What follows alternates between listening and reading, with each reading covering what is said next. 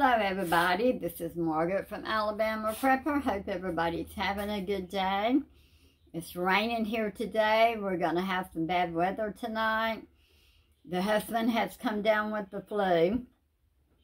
My son killed an 8-point Saturday. He deboned all the meat and left it for me. He had to go back home to Knoxville. So I haven't put it up yet. I've had several people to ask me to do a video on putting up deer meat. The method that I'm using, a lot of people might not agree with it. It's how I put up my deer meat, and so far I've had no problems with it. So if you would like to watch my video on putting up deer meat, I'm going to show you how I do my deer meat. Okay, I've got my canner setting over on the stove. It has 3 quarts of water in it, and it has about a 1/3 cup of vinegar in it. Now, I don't heat anything. This is all, I don't know if you call it raw pack, cold pack, or what. But how I do my deer meat is I put onions in it. I put garlic, beef bouillon, and canning salt, and I'm going to use some of my caramelized onion broth. A lot of people do not add any liquid to their jars. Deer meat or venison, whichever one you want to call it, if you don't use liquid in it, that blood will stick to the jars, and it is almost impossible to get it off out of the inside of it. If you use the caramelized onions or beef broth or water, if nothing else, and put in it, then you won't have that that deer blood to stick in your jar. When you don't put anything in it, then you have probably about this much with no juice at all, and that blood, or whatever you want to call it, gets stuck up in this jar. Now, I would rather do the wide mouth, but I'm out of wide mouth. Excuse me. I'm out of the wide mouth jars, so I'm gonna have to use the regular size. I'm doing pints. I'm doing 7 quarts. That's what my pressure cooker will hold, at 7 quarts. Everything's going to be the same temperature. I have not turned on my pressure cooker. I will put my jars in it. My meat has set here. I will put my meat in my jars. I will seal them up, and then I will set them in my cooker, and then I will put it on medium. I won't put it on high, but I'll put it on medium and let it slowly come up to to the steam, to having a regular steam in it. You don't want to turn it on too high with everything being at room temperature. You want to gradually let it come up. But anyhow, we're going to go ahead and start on our jars. Now, I'm going to go ahead. I'm going to put onions about like this. I'll put some onions in each jar. I want to make sure you can see me. So I'm going to add some onion to each jar.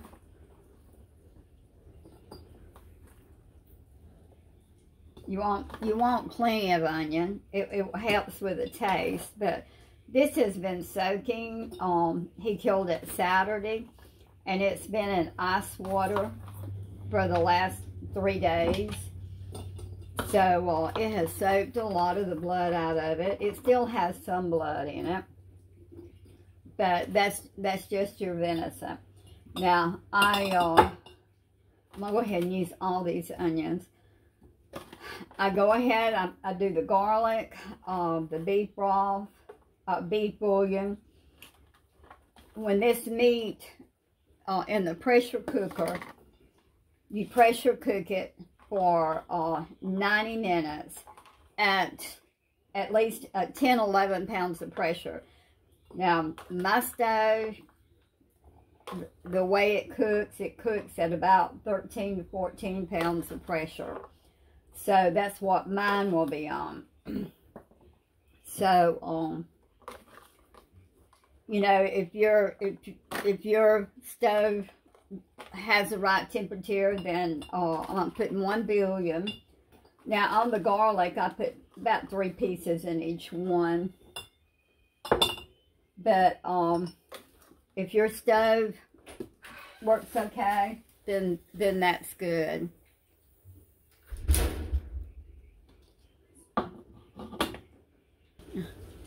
Okay, so anyhow, we've got our garlic, our onions, and our bouillon in here. Now, I pack deer meat or venison, whichever one you want to call it, shrinks up a lot whenever you cook it. So it doesn't hurt to pack it. We'll pack it till about that full. Now, when this meat, and I wanted to show you, I cleaned up all of this. You take it, you clean it up, you get all the old fat and all the old gristle off of it, and you want it to be in little chunks, about like this. And it's going to shrink up a lot, but you want it in little chunks. Take all of the gristle off of it, as much as you can. The gristle will pressure cook. We pressure cook this for 90 minutes, and this meat is completely done when you take it out. If you're doing a gravy, make sure, do your gravy, put your meat in it. This meat will fall apart, so you don't want to stir it too much. So, anyhow, when you take it out, you know, if you want to make a gravy and like put it in a crock pot maybe, and put a gravy over it, it's good. I use it a lot with, I put my potatoes that I can. I put my potatoes and my carrots and my tomatoes in the crock pot and cook it, and my family loves it. They eat it quite often around here. But it's good. You know, it's good for you. There's so many ways that you can fix it to keep it from tasting so wild. Putting garlic in it, onions in it, bouillon cubes in it. There's just a lot of seasoning, and you may have some of your special seasonings that you put in it. If you do, you have special seasonings that you put in it, just message me or send me a comment back and let me know. Okay, I had a phone call. My son was calling to check on his dad, see how his dad was doing. So anyhow, I'm going to put 1/2 teaspoon of Cannon salt in. You don't have to put Cannon salt. I do. If you don't want to, you don't have to. It's not, it's not necessary, but I do. I put Cannon salt in my venison. So, now I'm going to use some of my caramelized onion. I'm going to use the broth to go in this. So, I'm going to fill it up. It's not going to take much of it.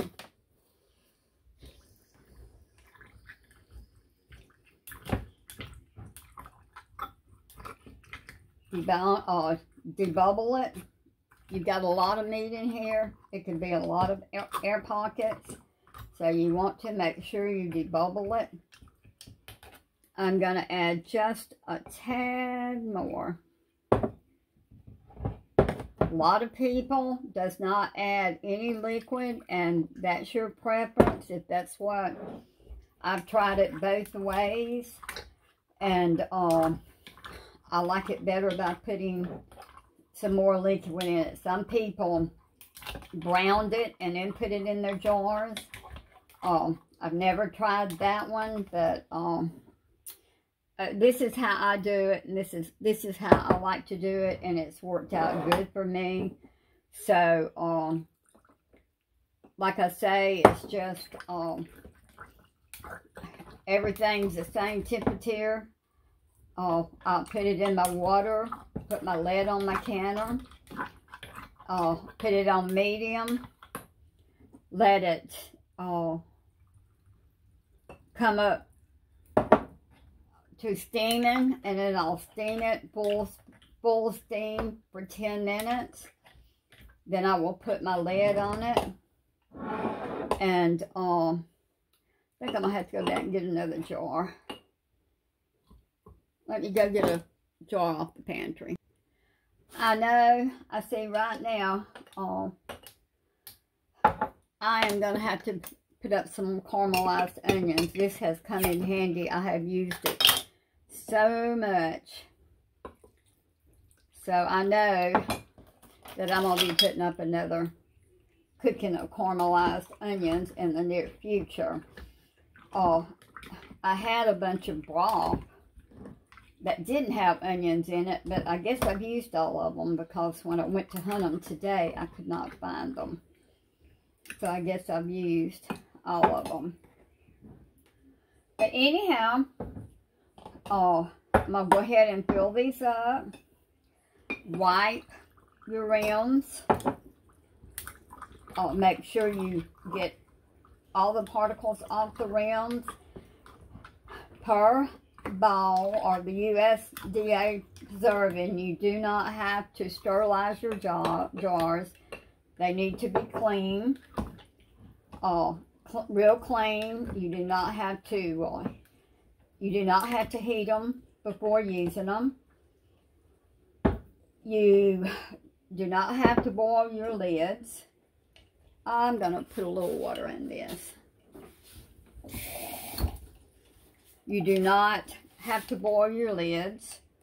So, I'm going to wipe my rims, get all the particles off of them, put my new flats. I have new flats. I'm going to put them on these jars, because these jars are new. And I'm going to wipe them down, put the flats on them, put the rings on them, put them in the pressure cooker. Always check your lid. I like to blow my cooker up the other day. It would not get hot. It would not bring up any pressure. And anyhow, I turned it off and checked it, and I had a valve that was stuck. So check all your valves, make sure they're all working, they're loose. Put your lid on it, and I'm sorry, my dog. I should have opened up another jar of the onions and put in here. But anyhow, before I was so rudely interrupted by my dog, wipe the rims. I'm going to wipe mine with vinegar, wipe your rims. I'm going to put new lids on them, put rings on them, tighten them up, put them in the water, put them on medium, bring them up to a boil, check your lid, make sure everything's in working condition, check your gasket. Make sure you let it steam for 10 minutes. That's very, very important. Let it steam so that you will have the correct heat to cook your food. We'll put them in the pressure cooker, and we'll cook them for 90 minutes in quarts at least 11 pounds of pressure. Like I say, my stove it doesn't, if it gets down to 11, keeps going. So I had to keep mine at about 13, 14 pounds of pressure. So anyhow, I'm going to put them in the pressure cooker, and when I get them out, I'll show you the end process. I am wiping my jars. Wipe your jars. I'm using vinegar to wipe my jars with. Put your lids on. Put your rings on. Finger tight only.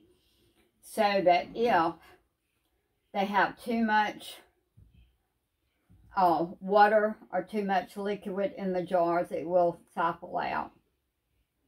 So I just wanted to bring you that. And I'll go ahead and put one on so you can see. I apologize for so much of the interference. My dog barks every time something moves. My husband's in the bed with the flu. The grandson's trying to run the shop. And he's coming in and out, needing to ask me questions. So I apologize for all the interference that's going on here today. Only finger tight. You don't want them too tight. Just finger tight. Just enough that if it needs to siphon, it'll have room enough to siphon out. Okay, don't put them in the cooker. Okay, I just took my venison out of the pressure canner. All is boiling, so that tells me that they all will seal or have sealed. And I believe they have all already sealed on the top. Not sure why they have a little rust on them, like I put vinegar in to keep it from changing colors. But they've all sealed. They're all boiling. So that tells me that they all sealed, or going to seal. The brownish red color is from the caramelized onions and the beef broth that I put in there. My house smells delicious. I could actually open a jar and eat it right now. But anyhow, if you've enjoyed our video, please like us, give us a thumbs up, subscribe to us. Helps our channel to grow so that we can put on more videos. Thank you for all my subscribers, and you have a blessed day.